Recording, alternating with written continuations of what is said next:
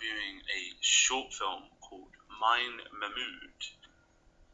Hi guys, this is Prataya Saha and I'm the writer-director of I Am Mahmud. First of all, I would like to start this by thanking the jury and organizers of UK Film Review Festival. Thank you so much for accepting our film. This means a lot to us. The film, shot under extremely limited resources in Dubai and Sharjah, is very close to my heart as it talks about two main issues that we are facing right now: the loneliness that immigrants face all over the world and the language divides, be it any language, that stop them from living a certain kind of life. Now, we are talking about 1 billion people over here. Of course, in this film, we are talking about Mehmood, who is the protagonist, a middle-aged man who is not very proficient in English, and as a result, he's on the brink of losing his job because he's not able to communicate properly, and his wife waits thousands of kilometers away in his home country, waiting for him to send her money. Now, this scenario itself opens up a lot of conversations on how we can treat this issue and how we can take steps integrating people irrespective of their language, race, creed, and all the different divides that divide humanity. Thank you so much. I love the main character, Mehmood, played by Ozair, Abdul, Aleem, and I thought his delivery of that character was so good, really powerful. What did you think, Brian? Yeah, I enjoyed it. I think, the actor playing Mehmood, playing the title role, I think it was so sweet and touching as a portrayal of a character that's desperate. You know, what I was thinking when I was watching this is that most people are able to live and work in the city they were raised in. Or if not, they move to another city to live and work out of choice.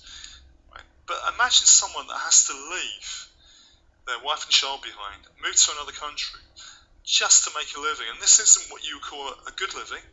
This is just about making ends meet, being able to send enough money back home to pay for his daughter's education. And it's gut-wrenching to watch. But the reason it's so gut-wrenching is because you know there are people going through this. As we speak, it's happening. And you think, it's such a desperately sad life to lead. But I think it's easy to forget, that in spite of what we're going through in this country at the moment, there's always somebody a lot worse off than us. So I think it was beautifully judged and beautifully played. And as I say, the actor that plays Mehmood is sweet and touching and utterly believable. And so the film's written by Prataya Saha, hopefully I'm saying that right, and he also directs. And I think there's a great ownership over the film. It feels very consistent that they're depicting this man's situation, that it's a familiar story for many, struggling to adapt to other people's cultures in order to succeed in the sort of cutthroat world. And that, for me, it felt like, because we always say this about short films, this could definitely be a feature. This could have easily extended. There's so many more aspects to this character that we could have gone into, but it definitely works as a short as well. But I think one of the things it does brilliantly is, much like the previous film, minimal dialogue. It's not got a lot of dialogue. A lot of it is kind of done through observation around the character and the situation. Him sitting in the car, like crowded in the back seat, wearing a mask, trying to sort of get by.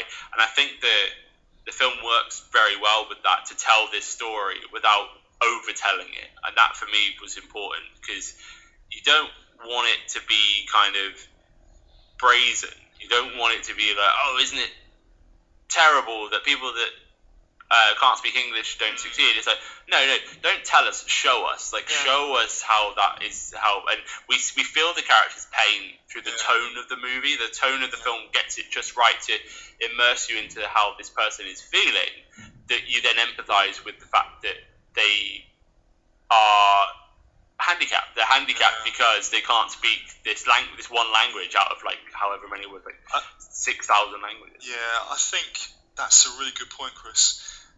That when you say that there's always a danger of overtelling where you can over-elaborate with a story. The best stories are the ones that are fairly simple and straightforward, that delivers a message. And all films have a message. All stories have a message. It delivers something meaningful. Even if it's good overcoming evil, it's a message of some sort. And if you keep that message simple, you don't overtell it, you don't over-elaborate. It's a short film, it can't do much more than that. But I think it's a lesson that could be carried over into feature-length films as well, where you don't have to be too clever and too erudite. You think, we'll make this really complicated. We won't. We'll keep it simple. We won't overtell. It's just, as you say, it's showing, it's not telling. And that kind of gives it even more of an edge.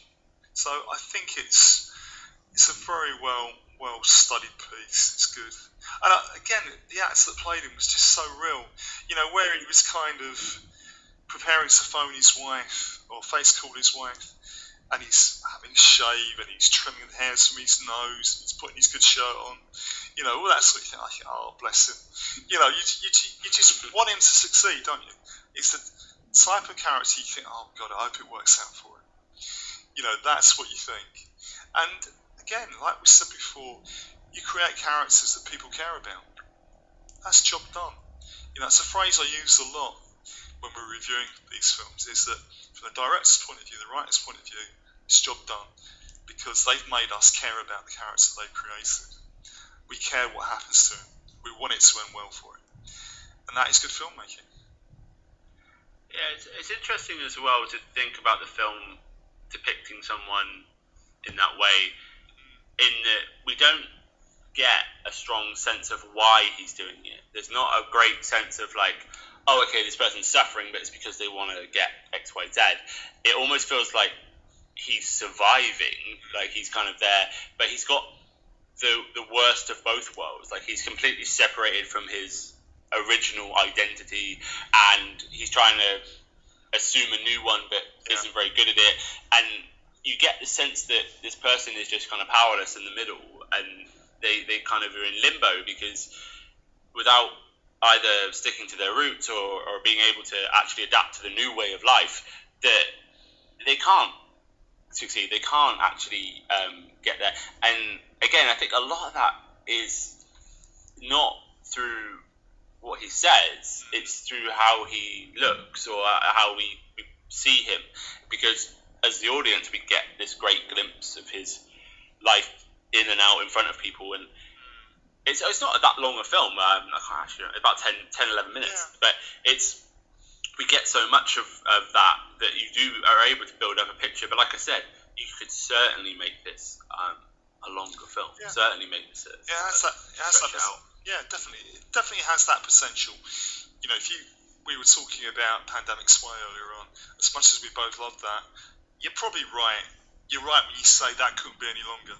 It is what it's meant to be. It's a tight, self-contained piece. But there are some short films you think, oh God, I'd like to see more of this. I'd like to see it stretch out a bit more. And Mahmud, I Am Mahmud, it fits into that category, I think, doesn't it? Absolutely. That was My Mahmud. Not a comedy, but a drama, and a very good one at that, directed by Prataya Saha.